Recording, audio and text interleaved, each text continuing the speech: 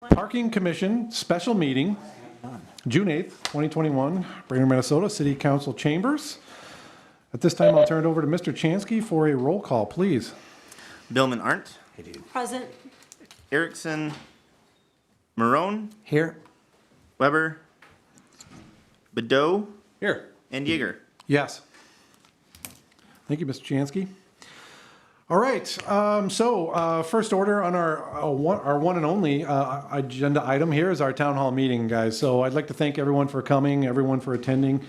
This Parking Commission has set forth with the mindset of exploring all of the facets of parking with downtown Brainerd. We've been given the task by the City Council to take this on, and I think I can speak for myself when I can say that I vastly underestimated the complexity of this discussion. So you are a participant in what we will be bringing forth in our mindset.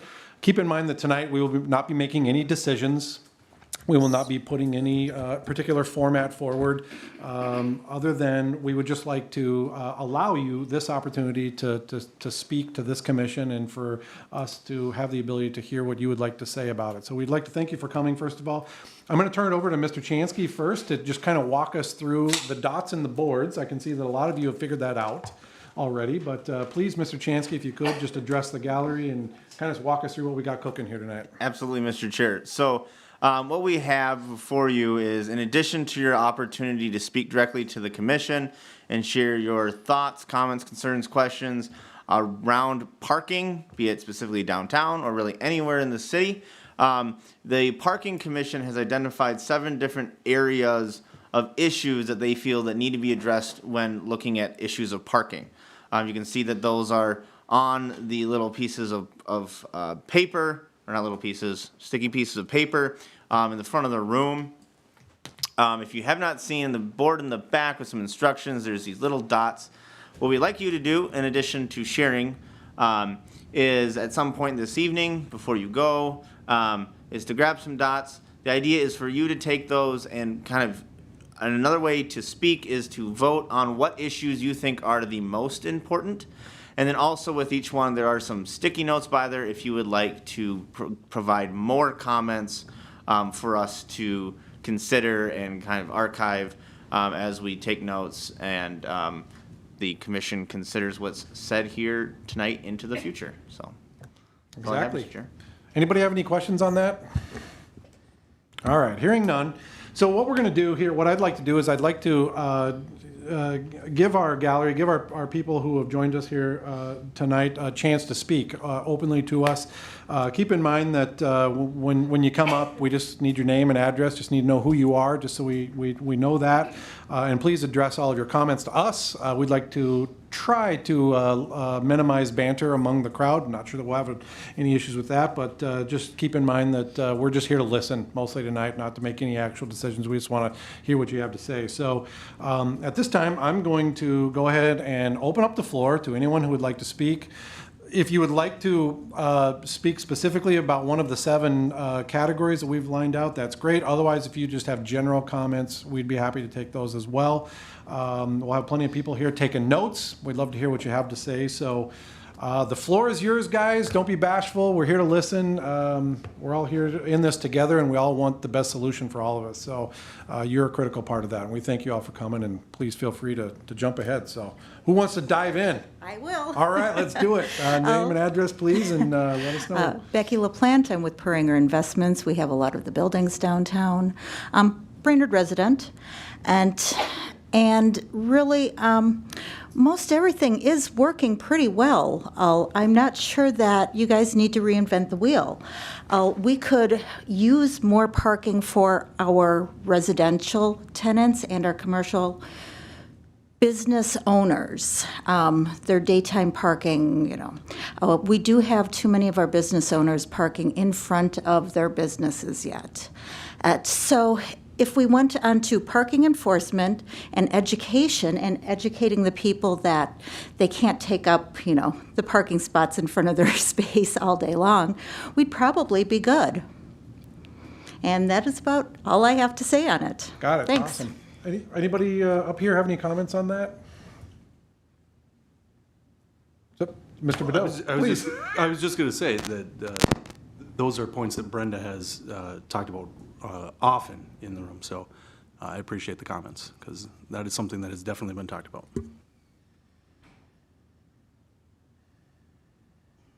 All right, thank you. Anyone else? Mr. Mattson, please. Hello. My name is Ed Matson with Matson Properties. I own some property downtown here. I live in Brainerd, and I'm here kind of on behalf of my tenants as well as the local businesses. There's a waiting list to get parking spaces in spaces that the city owns on this side. So I'm just here to kind of speak out, not necessarily on anything else besides that. We really don't want to see that lot go away. That would be a major problem for us as property owners. So I think that what Becky kind of touched on, that we don't want to recreate the wheel here. Things are working fairly well, but I think what she said is exactly right. I mean, it'd be nice to have more parking. Is it worth spending a lot of money on taxpayers, money to build things? I don't know. I mean, I'm not, but I do know that we need those spaces over there. So if there's any chance of those going away, we need some, major, forewarning so we can plan for things, so. Understood. And when you say over there, you're referring to the Burlington lot. Exactly. Yeah, Yep. exactly. Yep. All right. Yep. So Very good. Yeah, otherwise, everything to me, it seems fine, so. And so really no other complaints really to speak Yeah, of? we just, if that parking goes away, at least I personally have major problems. Right. I have 18 tenants, 18 apartments, probably 30 tenants, and they've got nowhere to go. Right. So I currently lease a lot myself. I lease a 10-spot parking lot myself. And there's no other spaces like that available to get. So it would be just a problem, basically, so. Yep. Could I ask a technical question? Just Yeah, a quick- please. When you say that you rent 10, what hours of the day are those being used? Like, where do you have your demand for parking? What does that look like? So I lease a 10-space parking lot, and they're reserved 24/7 for the tenants. Okay, but I mean, like, when do you see demand? Like, when are they full? When are they empty? For the tenants or for my customers? Either one. Okay. The tenants work different shifts, and it's not possible for them to say, I only need this space for this many hours a day. Sure. I'm sure you understand that. So for them, it's reserved 24/7. For the other customers in front of our buildings there, typically around the lunchtime hour, you could have to walk a block, to get to where you're going, on a Friday night, some other busy nights or when it's nice out, you could have to park, if there's an event down there, you could have to park 2 blocks away. Sure. So the peak demand isn't really necessarily in times during the day, that from what I've seen, except for maybe on the Puringer, block over there where there's a lot of small shops there and stuff. But on my part, it's not, that dramatic. To answer your question about the other lot, same thing, I think I probably have maybe 6 or 8 tenants that lease spaces from the city of Brainerd that I know of anyway, and they come and go, they all work different shifts. Some work at night, some work during the day, that type of thing. So. Right. Okay. Yep. And the lot right next door to me is full all day from basically 8 a.m. until 5 p.m. Okay. So, yeah. Thank you. Yep. Can I ask a Any question other- as well? yeah. Please, yes? Do you provide a parking spot for each of your tenants? I provide 10 spaces. Okay, and you have 18 tenants? I have 18 apartments. Yep. Do you give your tenants, I mean, maybe you can answer this too, to information on where to park? I do. Or like information on lots and such? Yep. Absolutely. What I do is I direct them to the city of Brainerd, because Okay. the lot nearest to me is, managed by the city of Brainerd. It's the Burlington Northern lot. So. Yep. And right now, I think there's at least 2 people on the waiting list, by the way, to get over there. So. Yeah, yeah. Yep. Yeah. Mr. Bedell, please. Do we have any data on who is renting the spaces? Like what the purpose is, whether it's a worker or whether it's a tenant? Is that something we can gather without crossing any legal boundaries? We have some. Go ahead, Jennifer, please. We kind of do. We do have a list of every tenant that leases the space. Some are names, some are businesses. So we do have a spreadsheet that lists all that out. So like, for example, Mr. Mattson had rented leased 6 spots in Burlington Northern. We wouldn't know if that is for his business or if that is for his tenants. Sure. We would just know that he has 6 spots, for But example. we could ask. Possibly, yes. Mr. Mattson, please, if you could stay there, I have one question for Yeah, you. no problem. Please. Yeah. And this is a question for Ed. Ed, your spaces are your spaces, and as a private person renting those spaces, are you going to allow anyone to rent them from you, or they are for your people, right? No matter what, I'll never rent them to anybody else. Right, so that's what I talk about, it being bad for a private owner to be in charge of these lots. It's because we're going to take care of our people first, and that leaves everybody else out in the cold. Understood.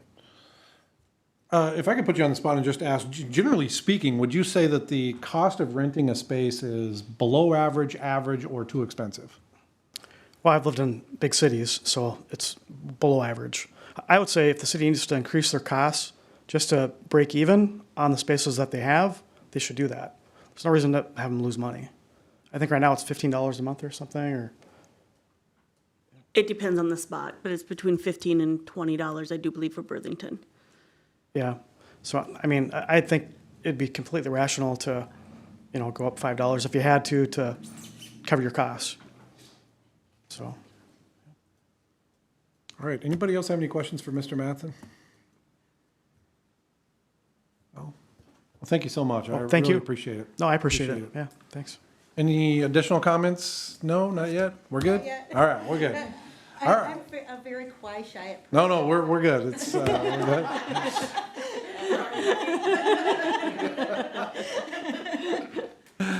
All right, who's next? Anybody else? Please, yes, Mr. Shy, Pringer. quiet person. All right. Yeah, you never hear from me.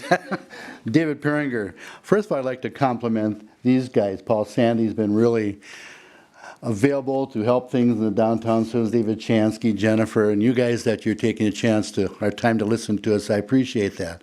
I want to say one thing. I've been in downtown Brainerd as a business owner and as a building owner, God, 40 years now. When I bought, every building I bought was condemned when I bought it. Every one. We put them back in, they're up to all codes. Most recent one we did was the downtown mall, which was condemned. The walls were caving in, the ceiling was caving in on a couple floors, this kind of thing. And basically, if I hadn't done something, it would be a big hole in the lot or another parking lot, so to speak. But now it's a tax-producing entity. I've got 15 apartments in there. I've got 14 commercial spaces. The apartments have been full within about 4 weeks of when we opened the place up. The stores on the main level are completely full now. We've got a couple rented in the lower level, so it's just about a full building. But Factory Direct's another building that when I bought it, same situation, it was empty. The front, what do you call it, the apartments next door above what used to be Tropical Nights, again, that building was condemned except for 2 apartments. It's on and on this way. For years and years, I was always looking at downtown was a very hard place to get rents. We've got rents, Becky can testify, per square foot, we're something like 50 cents a square foot in some of our places for years and couldn't get them rented. It might even be less. It's less. Yeah. And Baxter and the malls are $30 to $36 per square foot plus CAM. And I had newspapers interviewing, why is downtown so dead? Why is downtown so dead? Now, Jennifer and several of the people got together. We had money coming in through the HRA, which helped bring buildings back together in downtown. Ed Mattson took advantage and turned his building into a wonderful building. I don't know if you've seen the inside. If not, you ought to do a tour of it because it looks beautiful. The apartments are great. We brought a whole lot of people downtown. My building was empty, and before that, it was a real problem thing with police. Now, we have very few police calls, very few problems downtown. My taxes in the downtown area are approximately $50,000 a year between everything I have to pay on taxes. I want to say, right now, downtown, every commercial space in the entire downtown core area is full. Congratulations, by the way, that's wonderful. Along with that, we've got a group of people now that are starting to do a farmer's market. We're starting to have activity downtown of unusual things that are now attractive because we are now a vital area. People used to say, well, they never go to downtown Brainerd, they go to Nisswa, or those kind of things. We got the businesses downtown that are bringing people here. We got cafes, again, helped by the Chamber of Commerce, put together these 3 business contests. You know, there's been a whole lot of effort done, and I want to congratulate everybody on what's happened downtown. Downtown is now a safe place. And I used to be one of the people who owned a bar. It's not the same kind of situation now.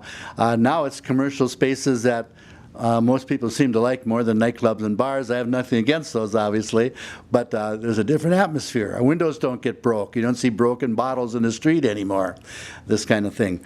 And now that we have a successful downtown, immediately, well, let's take the parking away. It just seemed really strange to me. I've got a whole lot of people that have put their life savings into going into our buildings. We just had a new beauty shop open up. They haven't even got the paper off the windows yet, but they're starting to do business there. We've got a new pizza shop, Jay's Pizza, that's doing wonderful business. People are coming in from all over to see these places, and as a result, other businesses are picking up additional business. The co-op just moved downtown. That was a major coup for downtown. If we change things, again, everybody kind of went into the downtown with the idea that they had this kind of parking, they had these kind of spaces. We pay taxes accordingly, and we're just starting now. Downtown is full about 4 months ago. That's when we've achieved that thing on the main levels. And I don't really want to see a change because, again, I put my life's blood into it too. I've got probably $750,000 I spent in the last 2 years doing the changes I did.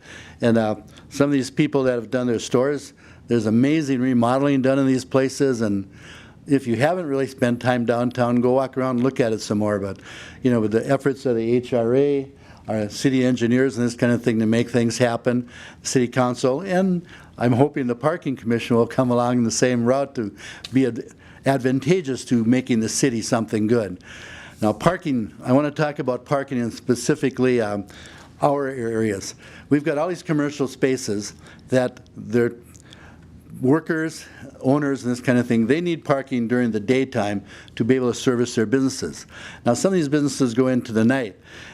My understanding is what was proposed is that you guys eliminate ownership, or not ownership, renting of the lot there, and then people can walk way over to the other parking lots over by the library, down on Maple Street. How about when it's 35 below? You know, why would anybody want to walk that far? What about safety at night? The women that leave the beauty shops or, you know, some of the cafes and this kind of thing. We're going to provide police escorts. It just seems really absurd to me to consider changing what right now is a working, good situation and make it so it's now difficult to keep these businesses there. I've really put my lifeblood into this more than once, you know, cutting myself on saws, whatever the case may be. And my staff has done the same thing. When I look at our downtown, you know, now that we are full, we can maybe even consider starting to raise our rents to cover more expenses or more taxes. That parking lot there, I talked to Connie Hillman. She used 2019, and you guys did, for figures on the spaces there and saying what we need. I was told by her, and she's here to refute me if I'm mistaken, but I was told we were about $2,000 shy on the money to support that specific lot. And there's 59 spaces. Being as the downtown's full and that parking lot is full, we can't get spaces right now, you can raise the rent a little bit. If you raise 59 spaces by $5 a month, that's $3,540 or $1,450 more than needed to support that lot, according to what Connie gave me when I talked to her on the figures. And if you want to refute me, Connie, that's what I wrote down as we talked. And I could be wrong, but I believe that's what was said. And my concern is that we keep the downtown parking accessible, first of all, for commercial clients and then for apartments. The reality is our commercial clients only bring in about 25 to 30% of the rent that the apartments do. And it's really been a good investment in downtown to get apartments in because that provides people to support the commercial spaces. People need parking spaces at different times. Most of the people in our apartments work. They have daytime jobs, so a lot of those people go out of town. However, the people from the stores come in during the daytime and they take up spaces. At night, those spaces are available in a lot of cases, and maybe a little coordination, daytime, nighttime parking fees would be something you ought to consider as far as people who don't need the place in the daytime or don't need the place at nighttime. You might be able to get double rents out of some of those. And it might take some marking or a little bit of work on the city's staff in order to make that happen, but that would make more parking available and bring in more revenue. I appreciate the parking lot that was just paved. I want to talk about that parking lot a little bit. About 30 years ago or so, when I had a building burned down, I sold that lot to the city rather than rebuild as a parking lot. All the people downtown, including Ed Mink, who was around at the time, we all donated money and paved that lot the first time. Paid for the striping, this kind of thing, and made it for downtown parking, which was a contribution from everybody to make that happen. The parking lot behind the, is it the Legion, Ed, by your building there? That used to be owned by the city too, and again, the downtown people paid for that to be paved. The city sold that against the current parking commission at that time, who I was a member of, against our advice. They sold it to the lawyers that have the place now, and people generally aren't allowed to park there daytime or nighttime unless they're doing business with the attorneys. I guess the VFW does have some people that park there at night. But obviously, parking is something we need to support and continue to contribute to the downtown being a good area. And I'm just suggesting that if you need to raise more money on that lot, you know, these are ways to do it. Either raise in mass $5 wouldn't run anybody out of here. If it's full, you can raise rents then because the demand's there. Or, like I say, a tiered parking arrangement there where people could work with each other on that with the city doing it. I own properties in other towns. One city is Duluth, and I own properties right in the downtown core where the Holiday Inn is, the Radisson, this kind of thing. I've got buildings in that area too. The city there provides parking ramps. I don't think that we have enough viability on traffic here to support parking ramps. But in that case, they've got buildings that are 20 stories high, this kind of thing. And they provide parking, and the average is about $5 a day. You're asking about what's, you know, feasible or this kind of thing. Right now, our highest parking spots are $30 a month, just where people maybe use them half a day or this kind of thing. Again, tiering the parking in that area could bring more money in. But if we raised them $5, that'd be nothing, and that would keep everybody able to come downtown. And I just want to say, don't kill the goose that lays the golden eggs. I look at, City Hall just had a $1.2 million renovation. We spent over $90,000 just on the steps. And it looks great. I'm not saying there's anything wrong with that. What I'm saying is, according to Connie, we're $2,000 short on the money to handle that parking lot, and that's it. The solution is real simple in my eyes, and I'd just like to see the downtown continue to thrive. For myself, for everybody downtown, I put a lot of work in this town. I'm not going to be around here this much longer because I'm getting older, and that's something I want to say too. You talked about, well, Perimeter could rent the space across the thing, you know, from Burlington Northern, or somebody else could. Again, I'd be happy to just take care of my tenants, but would that be good in the long term? When I die, what happens to my estate? You know, who's going to take over at that point? Might turn into a weeded lot like just down where the old door company used to be, and Sound 80, I think it was, and nobody can use it. The city has control right now. They have the cost. It's been used by the Parking Commission the 15 years I was on it, and 10 years that the Parking Commission hasn't been here. And there's a stability in the parking. We need to keep that if we want to keep downtown thriving. Otherwise, we'll go back to, you know, 50 cents or less a square foot, empty spaces, bums, this kind of thing. Let's keep downtown viable. And these are the solutions I think that are important. Thank you. One sec. Anybody have any questions for Mr. Mattson?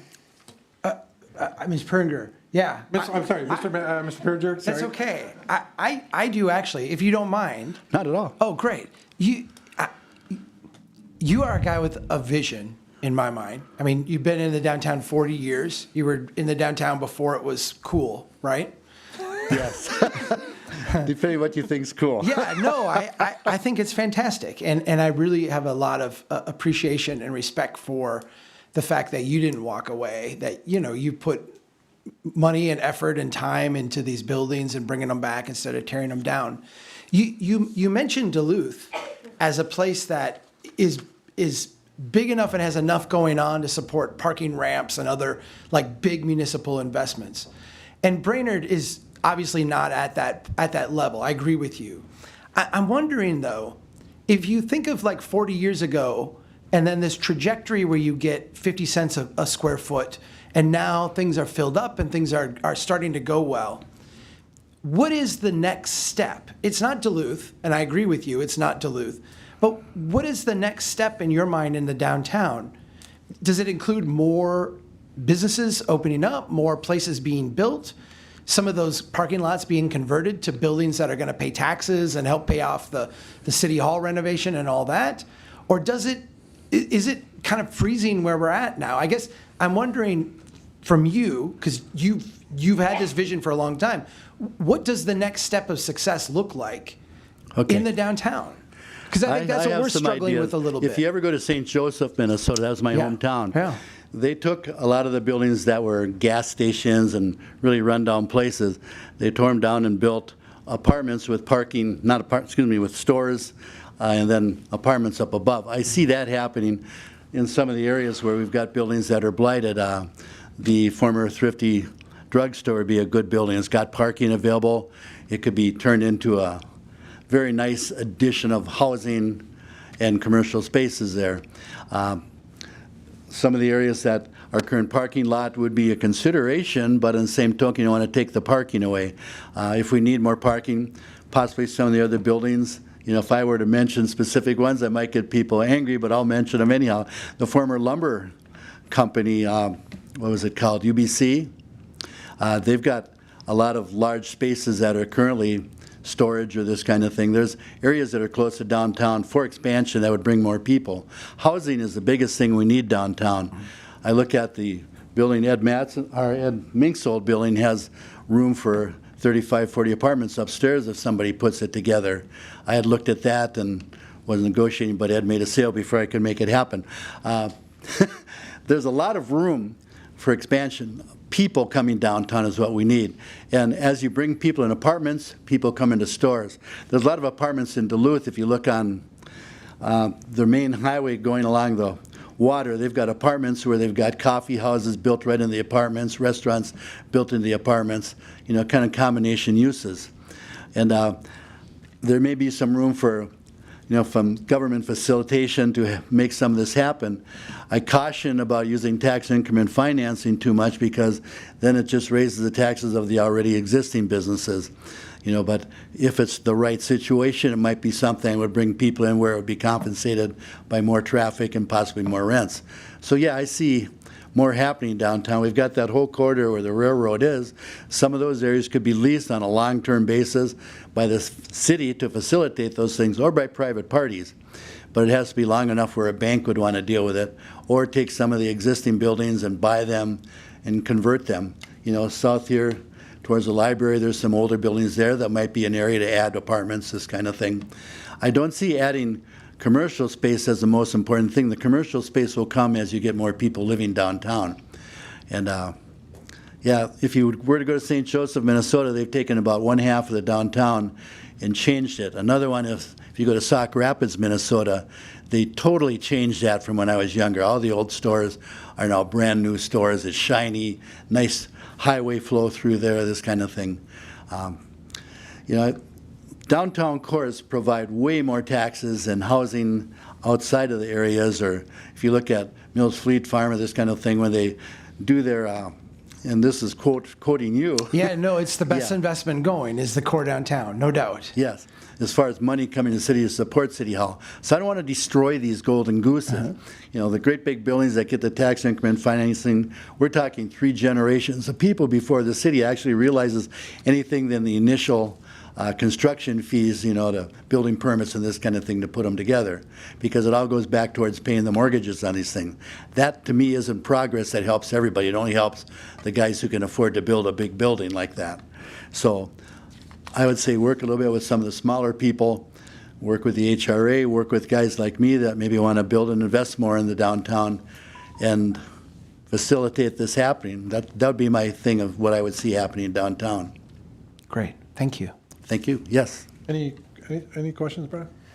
I just want to be clear. So as you stand right now, you don't see a problem with parking at all downtown? I'm Say just again? curious, you don't see a problem with parking at all downtown right now? Do you think that there could be any improvement? I think a big solution would be allowing like the double-tiered parking would take care of the people that want to be there down at daytime and at nighttime. I don't really see it real bad on weekends when the Legion has their, our VFW, I mean, has their chicken fries or fish fries, this kind of thing. For a while, there's a parking problem there. But there's still enough parking with the lots that are open. They might have to walk a block or two to get to their place. But no, this is Minnesota. We're hardy people. You know, and it's the daytime things that are attracting people. It's the nighttime things that, you know, people that have to walk at night. We don't want to make them walk a long distance. And I don't really see a real shortage now. If we add more buildings, add more people, we're going to need that. And the Thrifty Whitehall store would be the solution as far as I can see. And there's 2 spaces right next to them. It could be a beautiful place to build. And right now, we've got enough parking, but it can be managed better.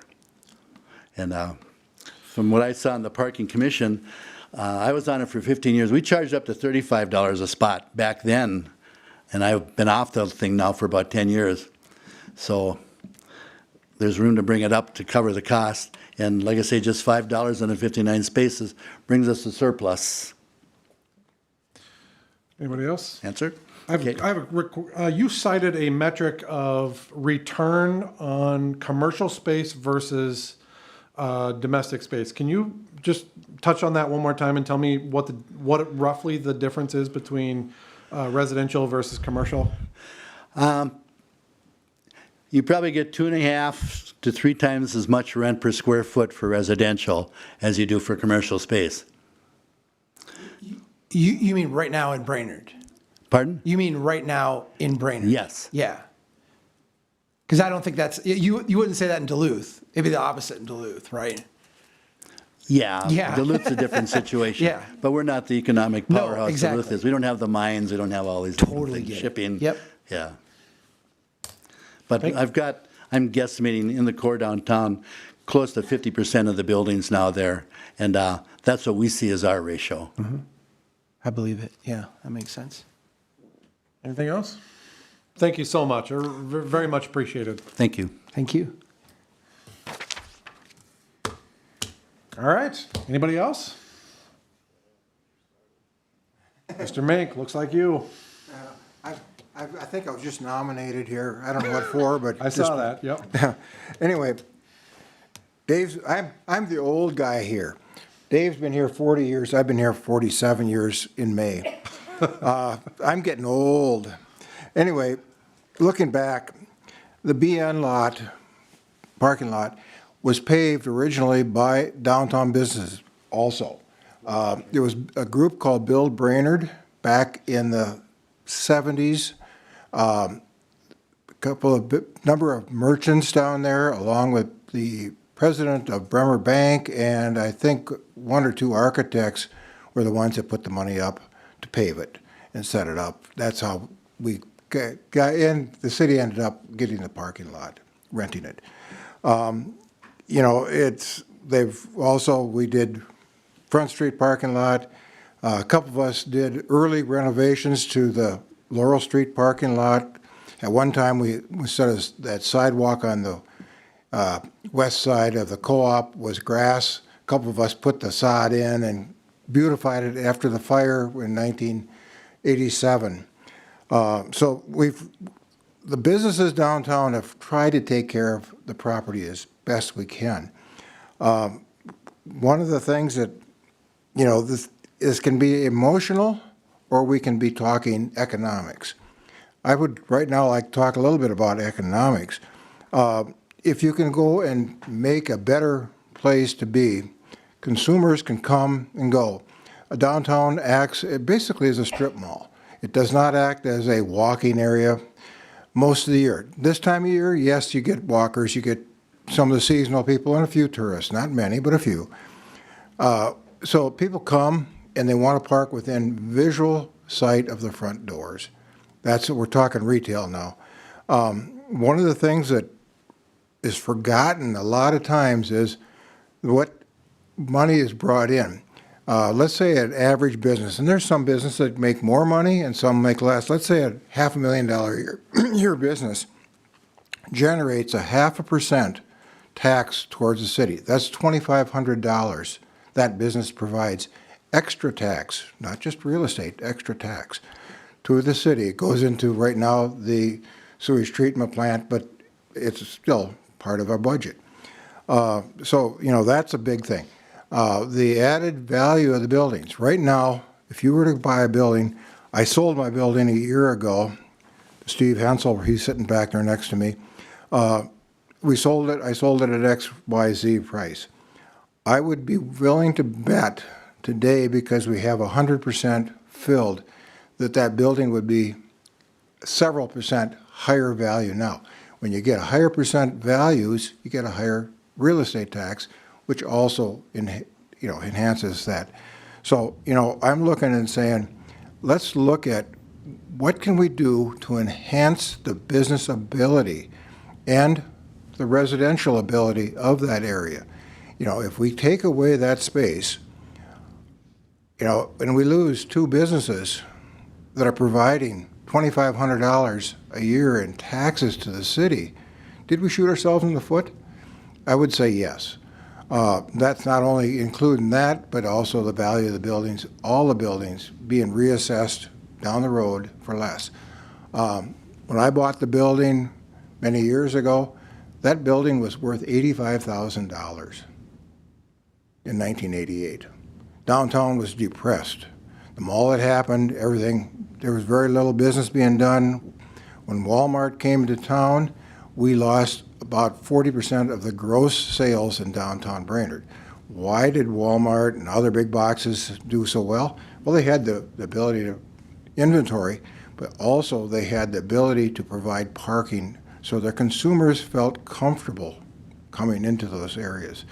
Now the consumer has changed. They're thinking they enjoy the personal of going to a smaller community, smaller businesses where they're known personally. So, we're looking at that. There was about a year and a half ago, there was a group of people looking at the Thrifty White building along with that whole block and talking about doing apartments, etc. That is a vision that probably will come back at some point in time. I'm hoping so. If that happens, we'll be able to maybe do some underground parking or main level parking with apartments above. So let's go and look long term, not short term. Short term, you save $2,000, you save $5,000. This is a business proposition. Businesses, when they go and remodel their business, or they go and plant flowers in front of their business or whatever, they're putting in an effort to create more business.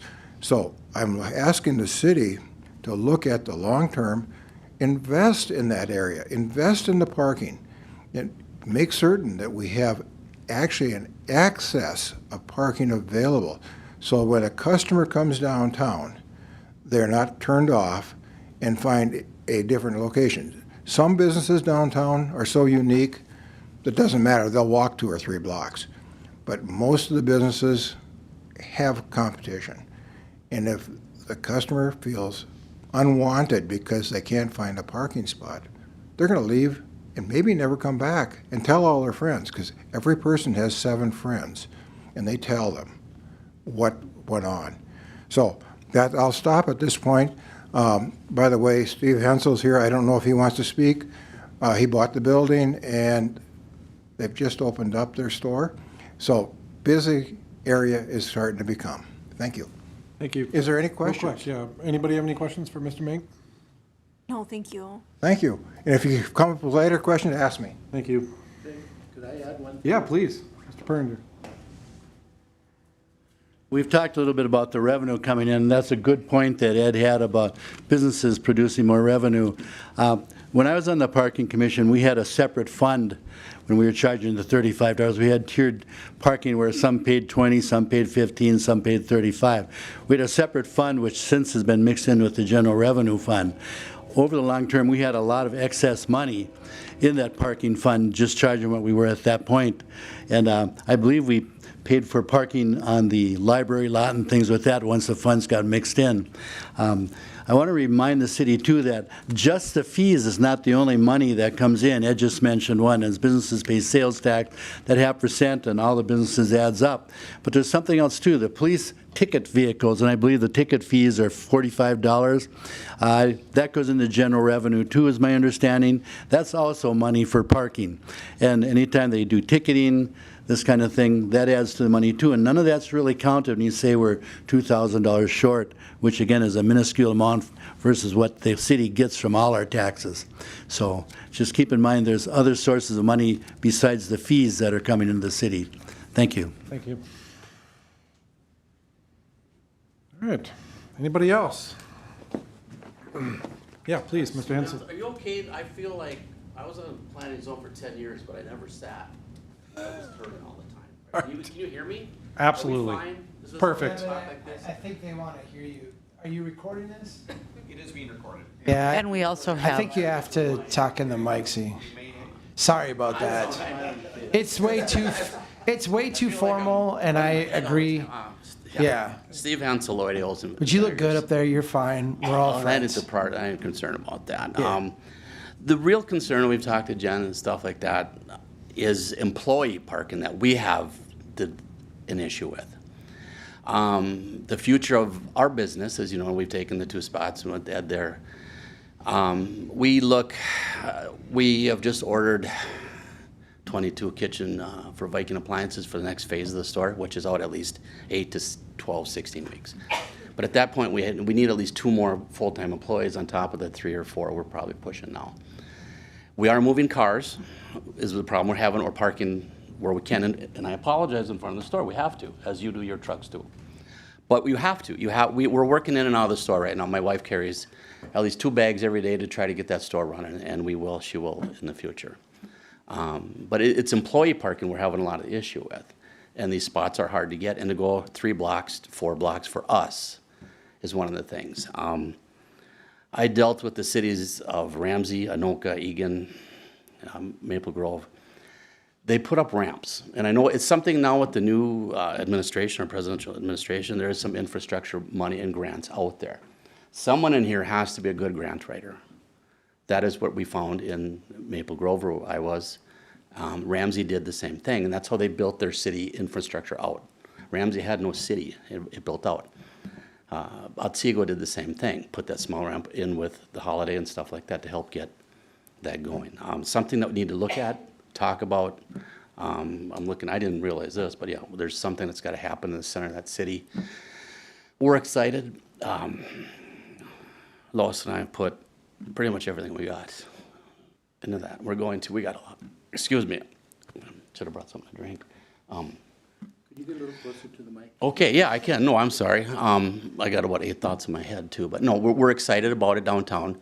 But for us, it's employee. We see the people downtown. We've been working on the building for what, a year now, a little bit here and there. You can tell from the flow from Monday through Friday changes to Saturday. It's exciting for us. We are that's our mainstay, and then the future of that building. We've been approached by some people too, also for retail space. But right now, we've got our hands full. We can't. Have no desire to do anything right now. That's not going to happen. So, but we do have a lot of ideas. We've expressed a lot of future with high tech. Some others, they've had plans with that previous and other developers and stuff like that. But we'll look into that later. But we're excited. But something has to be done for employees. And during the day, it is true. You see people coming in, and that night the others coming in too. So I'm seeing it is working. I don't see a problem either raising $5. I don't think you'd have any issue with that personally. It's just getting the spaces. And I know for us, of course, we want to be right next to the building, of course, ironically, because the closest we can. Because, again, we're in and out, and I'm between Lois's business, so I'm traveling between the 2 or 3 of them constantly during the day. So other than that, that's about it right now. Thank you. Mr. Bedell, please. I just have a comment. My mom is obsessed with your store. She went in there and Just the other day she was. fell in love with it, and she will not stop talking about it. So we're excited. We are trying. So we've been 8 years now, and it's only growing. So Yeah. Anybody else? Thank you very much. We have a caller, is that right?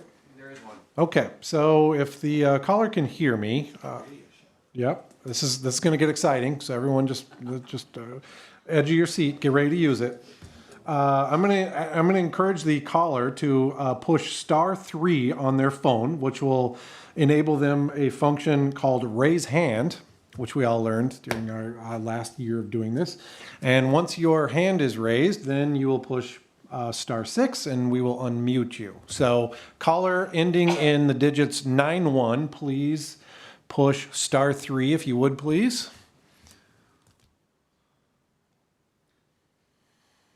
If you'd like to speak. If not, if you're just here for the exciting commentary, the thrilling, riveting commentary, yes. Caller ending, last digits ending in 91, please, if you would like to speak, please raise your hand by pushing *3 on your phone. There we go. And we got a hand up, and now we're going to ask you to push *6, which will unmute you, and you will have the floor. Hi. There we go. This is Matt Steele. I'm just here to listen in, so I just wanted to make sure you're not waiting for me to unmute myself more, but I'm just here to listen in. Thanks for having the phone option. Absolutely. Well, thank you so much. And we're going to mute you now, sir. And continue on. But thank you for joining us. Appreciate it. And we'll open up the floor to anybody else who would like to speak. You're the only one left. Nope. Okay, very good. Comments from, sorry, Mr. Mink, yes.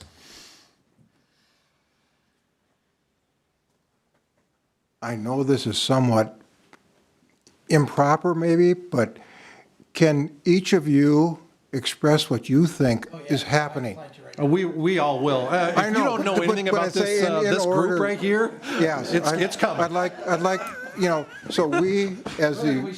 Yeah. No, I know you're not, but I don't know how improper it is to have you do it, but I'd love to have you go around, and I'd like city staff to go. And so we as businesses down there and community people understand what your train of thought is. Right. Thank you. Absolutely, thank you. Do we want to draw straws for who wants to talk first? Because it could be a drag out, knockdown drag out here. You do have the most liberal talkers. Not liberal in the sense of. At this time, I'm going to turn it over to our mayor, Mr. Dave Badeau. Please, the floor is yours. Wonderful. I just want to say super fast, and Kevin and I had a good conversation about this. I'm glad that this issue came up first because as soon as it came up, what I said to Kevin was, this will get people interested. This will light a fire under people's butts, and they'll know right away that there's an idea of maybe shaking a few things up. The problem with that, though, is that it became the only issue. And the big thing is that was just one piece of things that had been talked about in the room. And what I've heard you guys all talk about as you come up, the distance that people are walking, the need to get people to not park in front of their businesses, the education piece, all those were put onto a list of, I think we had 7 different criteria that were, these are the steps that we need to look at. And this just happens to be the one that was right at the beginning because it's the one that the city asked us to look at first. But I will tell you that from my vision and from what I would like to see happen is it's all about getting people downtown. In the entire city, from the parks, from the city streets, it's all about creating places that people want to be. If people want to be there, then you will have commerce. You will have people wanting to live in the housing. You will have people wanting to partake within the community, which just leads to more and more growth. In order to do that, we have to start thinking outside the box, and we have to start looking at, a lot of it is education. Like Ed, you had said about, people in the 80s, there was a large push for malls. And it's interesting because there was a marketing campaign across the entire US, and one of the big things they talked about was parking. You're gonna get all the parking you can handle. You're gonna get all this parking, and it was across the entire United States, and it just became a part of the lexicon. And that's something that we then fought against in a downtown core. Now you start to hear people talk about how they like the personality or the in-person small approach to being able to be a consumer. And that still, though, means we have to have conversations with the people that are still stuck in that mindset of there's nowhere for me to park. There's nowhere for me to park. And so that's, for me, is the biggest thing that I think that we can accomplish as a group here is how do we get people used to walking a block? I hate to say this, but when I was at the opening of the Gitche Performance Arts Center, there were 18-year-old kids that continually kept saying, we had to walk 2 blocks. And I wanted to stand up and say, you have got to be kidding me. Yeah, you have got to be kidding me. I got dropped off in Minneapolis. The closest I could get was 6 blocks, the closest I could get. But it's just interesting that that's just a mindset that we have to work with. And education, I think, is the biggest part. Some kind of marketing is going to be a big part of this, but it's also these conversations. And I'm glad that this issue came up because now we have you in the room and we can actually have the conversation to try and figure out how do we get the pieces put together correctly. And it's not necessarily just to chop it down and rebuild it. It's how do we fine tune things. And I have some really good questions for our staff later on, but that's where I'm at with everything. Thank you. Mr. Marone. Great, thank you. I wrote down 3 things. Before, I think the idea of the $2,000 budget deficit, I don't care. Like we were asked to deal with that right away. Like I feel like if we're kind of fixating on that, it's small peanuts in the larger conversation that we're trying to have here about parking. So let me defy the chair and try to be as brief as possible. There's 3 things that came out of the discussion tonight that I think are really important. The first is this idea that parking is what brings people to the downtown. And it was said a couple times, like we have to have parking because that's why people come here. And even like references to the mall and to Walmart. Walmart's whole thing is low prices and lots of parking. That's not our competitive advantage. Like we're never going to out-park Walmart, right? We're never going to have parking as convenient as Walmart. So I think, to me, the question that I have for the business owners is I feel like we need to move beyond the idea that it is cheap and convenient parking that brings people downtown. I think that might have been true when we were competing directly with the mall and competing directly with the big box stores. But I feel like our city is maturing and starting to change in a way where the thing that brings people to downtown is not going to be an abundance of parking, but is actually going to be a great downtown, like things people want to go to. And I realize that that's not, you don't flip a switch and that happens. And you also don't just do it overnight and have it be pain-free. There's a transition here, and you all are working with very slim margins and lots at risk. And I think you should know that I recognize that. I think everybody else recognizes that. So it's not like we want to flip a switch and then, fend for yourselves.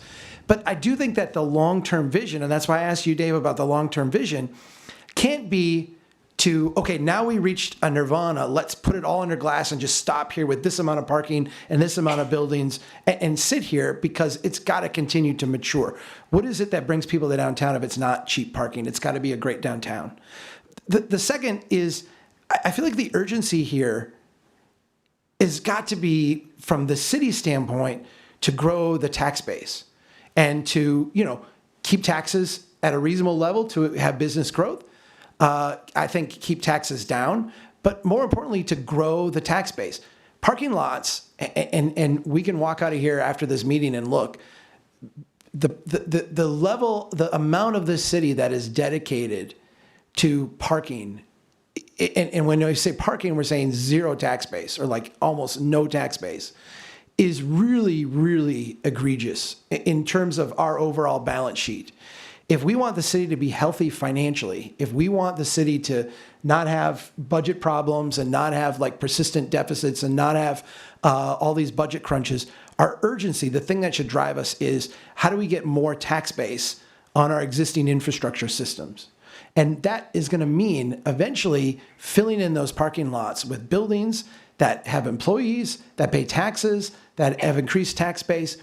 And that's got to mean something a little bit different with parking. I think that's what we've got to figure out. The third thing, and this is also a question for all of you, I doubt, or I am skeptical of the city's ability and capacity to be a provider of parking. I'm kind of a market-based guy. I prefer markets that work. I think markets send really strong feedback. If you look at our market for parking today, one of the reasons why we can't really charge much more than we do is because there's too much supply and not enough demand. If the private marketplace provided parking, I think you guys are right in what you would see is mills. People buy up a big parking lot and then it sits empty almost all day, all the time. That's a really bad use of space. When the city is in the parking business, I think we're just not, and this is no slam on the staff, I think that the city is just not well positioned in a market to be the provider of parking. We're $2,000 short in a budget fund, but you all know that that doesn't count our staff time, that doesn't count our enforcement time, that doesn't count all the other overhead expenses we have. That's just a budget item. That's a really bad accounting of our actual costs. I would like to see the private marketplace in this city provide the parking where it needs to be provided. And I would like to see the city get out of the parking business because I don't think we do it well. And I think we have provided an excessive amount of parking without any real return to taxpayers on it, including our downtown business owners that are paying a high percentage of taxes than everybody else. That's what I got, Mr. Chair. Thank you, Mr. Murray. Yeah, please, Mr. Mattson. Well, so as the property owners, we don't want that to go away, just to be clear. What's that? Our parking. You're saying that, the city shouldn't be in the business of parking lots. It should be private, but that's wrong. We pay taxes for those spaces. For us to give up any of those spaces, it would be terrible. So even though you might think that it's good for the city, it's not. Because the city are the property owners, the ones who, have the tenants, who own the businesses. Okay. So to give that up and to let it go private, to get out of that business with the city, it's a mistake. Let me say, and certainly not a debate with you. I want to say it, first of all, that I understand what you're saying. Yeah. And I don't think the city should get out of the parking business tomorrow and divest. I'm respecting what you're saying. I think there's 2 points, and I'd like maybe to hear your thoughts on this. I think the city is not a good owner and manager of parking, and not a good owner and manager of land. In other words, for the city, for the government to kind of lock up land and say, we're going to have it at this very low use, and we're actually going to lose money every year on it, and we're not going to account for our overhead costs, and we're not going to account for anything else, and we're going to have this budget. To me, as a taxpayer in the city, I think that's a really poor use of land. And I feel like the private sector would do a better job using that land, and probably not the way Mills is using theirs as a parking lot. Right. Probably put it to better use with a building and maybe some parking and something else. Does that make sense as a general overall philosophy? I 100% understand what you're saying, but I 100% disagree. As the taxpayers in downtown Brainerd, the city represents the taxpayers. Am I right? Right? Well, I think the city is the taxpayers are the ones that ultimately really make the decisions through the owners. Just because the city wants to change something doesn't mean it's good for the people that are there. And this is one of those examples where I don't think it would be in our benefit to give up those parking spaces right now or anytime in the near future. My understanding was about a month ago or maybe 2 months ago, that was on the chopping block. Mm-hmm. For a $2,000 deficit, the city or somebody, I don't know whose decision it was or whose thought process it was, wanted to look at giving up that lease on that lot. That's a horrible mistake. Anybody who's in business or in downtown can easily, see that's a horrible mistake. So I think that even thinking that in the near future that could change to be something where the city could get rid of that, I think it should be off the books at all. I don't think it should even be a thought process. Can I ask you a question? Sure. as someone who supported giving that lot up, and I think you said that anyone can see obviously why that's a mistake. Explain it to me why, because I have to say, like, I don't see it that way. So why would it be a mistake? Well, there's more than one reason. So, and this is, I'm not going to point a finger at somebody, but Yeah. if you can spend $90,000 on 8 steps, you can make up a $2,000 deficit for parking. Totally agree. So that's one big thing. So we already agree. Right. I agree Right? that the That's what you're saying, $2,000 is. right? I think that we could raise. I think we could double the parking fees in the downtown and be just fine. So I don't think it's a matter of a $2,000 budget. But I'm wondering why keeping that lot is obvious, because I don't see it as obvious, and I want to understand that from your perspective.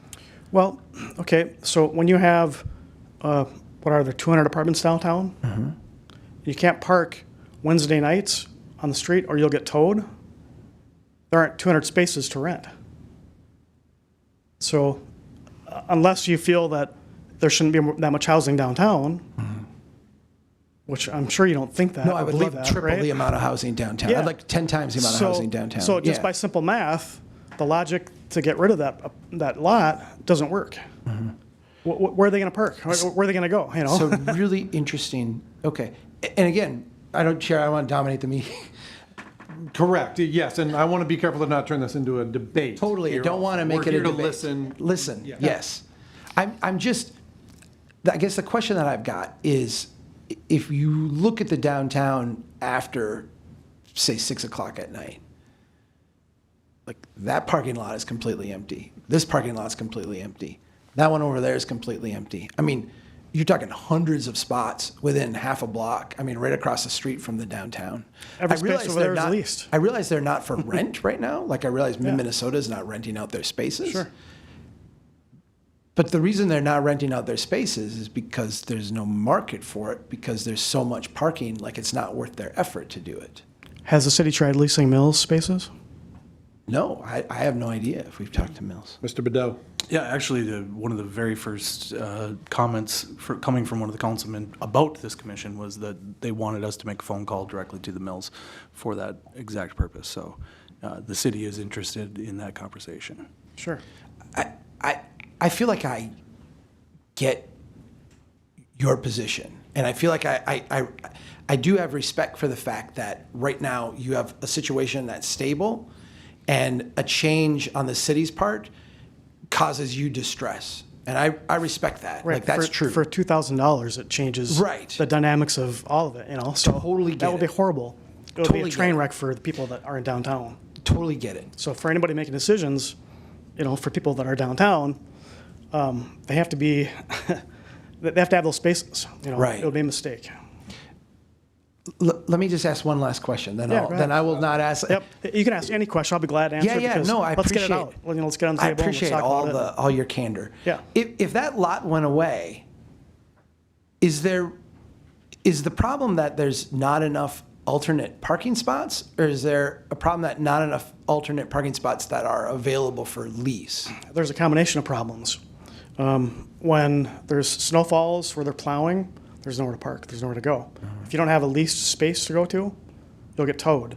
And honestly, people that are paying $500 or $600 a month for rent can't afford to pay $200 to get their car taken out of impound. So they have to have those. They have to have spaces to park in. And Okay. there aren't enough. Right now, there's a waiting list to get in there. So just to prove that, there's enough demand to maintain it, that alone is right there. During the summer, there's other issues too. So Yeah. yep. Thank you. Yeah, absolutely. Mrs. Hillman, Any other please. ones? I just want to clarify that I do believe the $2,000 is the cash flow for the year, meaning what comes in from rent versus what we pay for the lease. That's where the $2,000 deficit is. Sure. But the deficit is actually a lot higher when you factor in the maintenance costs that we need to keep that lot. So we need to repave it every 25, 30 years and striping and that kind of stuff. And as Mr. Marone mentioned, staff time and that kind of stuff. That $2,000 doesn't include all that cost. So we're talking a little bit bigger than $2,000, but Sure, I just wanted I to get it. provide Yeah. clarification on that. No, I totally get it. And I'm sure there's even stuff we haven't even thought of that is involved there too. But just the impact on the people that are here, that have businesses here in downtown, that live downtown, it would be traumatic. So, I have a real quick question for you. Yeah. Future of Brainerd downtown, 10 years. What percentage is residential versus commercial? Is residential driving the commercial, or is commercial driving the residential need? In your mind, do you see? Residential is driving commercial. Okay. And I think that, you know, to touch on what you were saying about having mixed-use spaces, you know, I think it's a great idea to have, you know, buildings in those parking lots, as long as the parking spaces don't go away, you know, or if there's a way to get more, you know.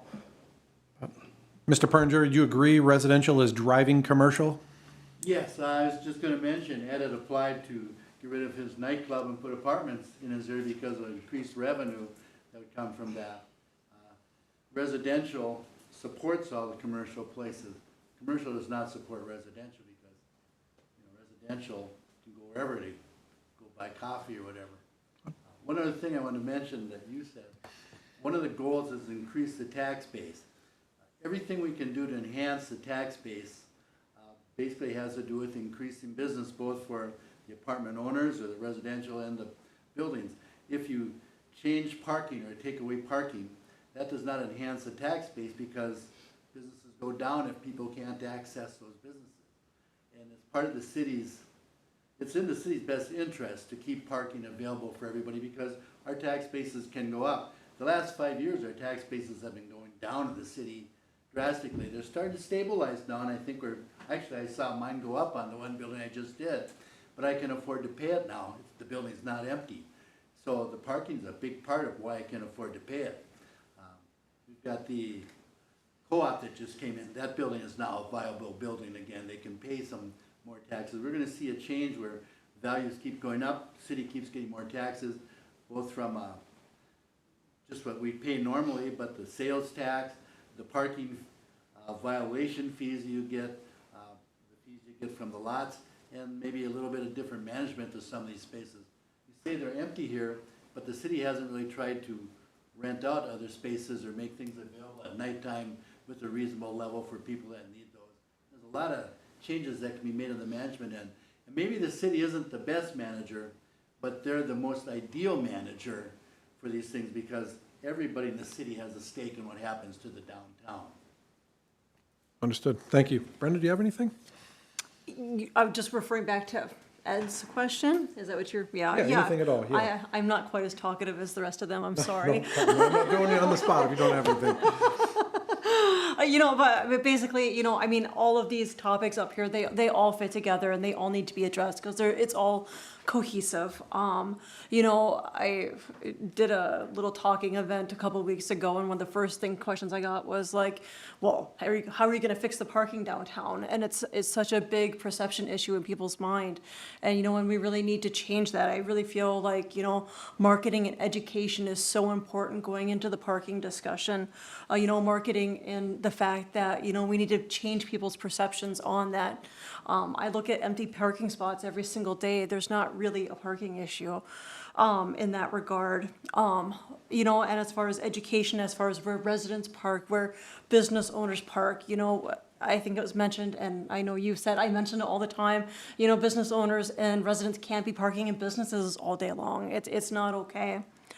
And I really feel like there needs to be management of the parking, you know, as far as that goes, and systems in place to help address that. Thank you, Brenda. All right, I'm going to cycle through any city, yes, please. Say one more thing. Yes, you know, we don't have much of a parking problem when it comes to people who are coming to our businesses. Our parking problem is our residential tenants and our commercial tenants and their employees. As daytime, they cannot park for more than 2 hours. It's one thing, you know, you said you come in and park, you know, but you're not parking all day in front of your place. We do have some commercial tenants that park all day in front of their place. That's a problem. And you know, we don't have the spaces to put our residential tenants. And so there is not enough parking for them. And you say there's all of this empty parking spaces. Well, that's true, but they're privately owned. And are these private businesses going to want to, even if they're charging $50 or $100 per space per month, are they going to want to police that and go have them towed? They're not in this business at all. Why I do understand that the city employees are busy. They are there, and they already have all of this information. They're in place. They don't have to, reinvent the wheel like you're trying to do with the parking. They're already there. To ask Mid-Minnesota to start renting out their parking spaces on their own, they have to create an entire rental system and tracking and billing and things like that. And again, when you're talking private ownership as opposed to public ownership, whenever that private owner decides they don't want to rent that space anymore, they just quit and it's no longer available. I'll say Mid-Minnesota is renting to 20, 30 of our tenants. And all of a sudden they decide they don't want to. Well, now we have 20, 30 tenants that are out in the cold. You talk about the Mills parking lot. Well, as of 2 years ago, it was completely full. Now, if the city had kept that lot, or if they had just leased it to Mills, we could be back using that lot. Now, instead, you're, having to call up and beg to see if we can start using that lot again. So yes, the city does need to be in the parking business. That's how you get stability in the parking. And I'm not talking about, the people coming in and complaining about having to walk a block or two to their favorite business. It's the residents and the workers and the owners that have the problems with the parking. Thanks. Thank you. Okay, at this time, I'm going to just cycle through any city staff that would like to comment or add anything. Don't feel obligated. I'm just going to open up the floor here to anyone on our side over there. Jennifer Bergman. Mr. Chair, thank you. First of all, thank you all for being here. So 5 years ago, Dave and I sat on a committee and we talked about downtown Brainerd, and it was an issue. And I remember us talking years ago about, oh boy, if we could only have a parking problem in downtown Brainerd, wouldn't that be great? I took this job in January of 2020, and I thought, well, I hear both sides. We have a parking problem. We don't have a parking problem. And what I think I have learned in the last 13, 14 months is that we certainly don't have a parking problem for our customers. I think that's available. We have 2-hour limits. I think what I have heard from business owners, and more than just that are here, is that our parking problem is for our residents and our employees. I think what I have heard the Parking Commission talk about is we have lots of parking availability in the vicinity of downtown Brainerd. And is there a solution that could be a win-win for everybody? We as staff do as we're directed by commissions and by councils. We provide advice or recommendations. And I guess to me, this is just a really, really great topic to be talking about and making sure that we're looking at all sides of these issues. So, Mr. Chair, I guess those were my comments. Thank you. Anyone else? All right. With that, I'm going to just chime in here just a little bit. First of all, again, just want to thank everyone for coming, and I hope that this will this evening will land on everyone, as we sincerely want to hear, first of all, what you want to say, but more importantly than that, everyone in this room wants the right decisions to be made, not just for today, but for our future going forward. And we feel like we need you as contributors to that conversation, and to certainly hear your side, not only of where you are today, but where you see the future of downtown Brainerd. I would say for me, that's kind of the takeaway for me tonight that's a little bit different than what maybe I was anticipating, is that residential may very well be the driver of downtown, not commercial. And that's something that just sounds or lands on me a little differently than I guess how I've thought about other downtowns that I'm familiar with, where I would say it's the opposite. The commercial experience drives the desire to be down there residentially. But so I've got some takeaways which for me personally need to soak tonight. I've heard conversations certainly regarding the balance that exists today versus a future, and the gap that exists between the two. Neither are incorrect, but there's probably a place for both. So with that, unless anybody else has anything else to add or would like to take any time and add anything to our little posters that have been up, I'm going to go ahead and ask for any final comments for anybody that's within the room, if they would like to speak or add anything. And if not, I'm going to close this meeting and thank you all so much for coming. So, Mr. Bedeau, I see you have your hand up, please. Yeah, so in this, I generated a list of questions. And a lot of it has to do with what is the city allowed to do and what is it not allowed to do. Specifically, like with our 2-hour parking, are we allowed to create passes for workers to park within a 2-hour area for longer than 2 hours? Is that something that we are allowed to do? We can do whatever we want with our street parking. We can give out 800 2-hour parking passes to whomever we want. That's exactly it's our street. It's our response I was hoping to get. That was one of the biggest questions is how do we manage our on-street parking better as well? We talked about a lot, and you'll continually hear this from me, anyone that hasn't been at the meetings.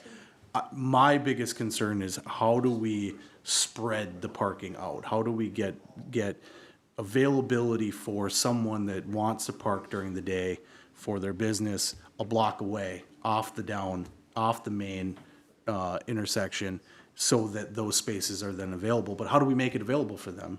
And can we make it available for them? Maple is the street that I bring up all the time. I'm gonna get a ticket one of these days, but I park on Maple Street all day long, and nobody does a thing to me because nobody goes over there. And maybe it's because it's the mayor's car. I don't know, but Definitely the reason. but one of these days I'm gonna get a ticket. Now that I know that it's $45, I will be moving my car. Let me. Can I answer that question? Yeah. If you could get $100 a month for parking and have 30 cars parked there a block from downtown, that's $3,000 a month. That's $36,000 a year. Yeah. For a piece of property a block from the downtown, that cash flows. Yeah. You can't get that amount. And there's a reason you can't, because no one would pay that because there's so much available parking. Sure. That's the markets of it. I'm just looking for accessible solutions to daytime parking for our employees. I'm sorry, you can't get that kind of money, not because there's too much parking, but because we're not in that economic level. You're talking, most of the tenants downtown work at the big box stores in Baxter. They're making just above minimum wage, now probably $10 to $15 an hour. They can't afford another $100 a month. Most of these small businesses downtown, I don't know if you've ever owned a small business like that, but you're barely making ends meet. And another $100 a month on that's hard. If you're doing $30 to $40 a month for parking, okay, but you cannot ask these people downtown to pay that much money, and it's not because of excess parking, it's just economic realities of the income level they are at. Thank you. Mr. Bedeau. Yeah, and the main point being from that is I have been looking at this as an issue of how do we start looking for solutions that are easily obtained? How do we start looking for solutions to the exact problems that you talk about that we can easily obtain within the system that we currently have?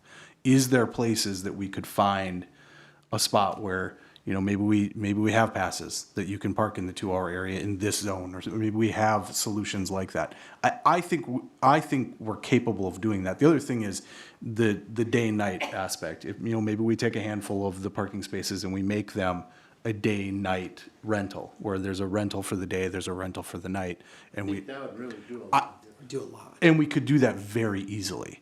That's the type of stuff that I want to see us working towards, because those are very easy solutions that we can find and move the needle, and then continue to move as we go towards the larger picture. So those are just my comments, and I have these, and I can talk with staff about those later, those questions.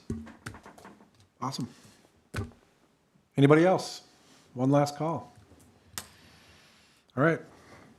Thank you all for coming. Very much appreciated. At this point, I'll be looking for a motion to adjourn. And Mr. Chair, I make a motion to adjourn. please, got a motion? Second. And a second. All those in favor signify by saying aye. Aye. Aye. Opposed, same sign. And that'll conclude our meeting tonight. Thank you so much, everyone, guys.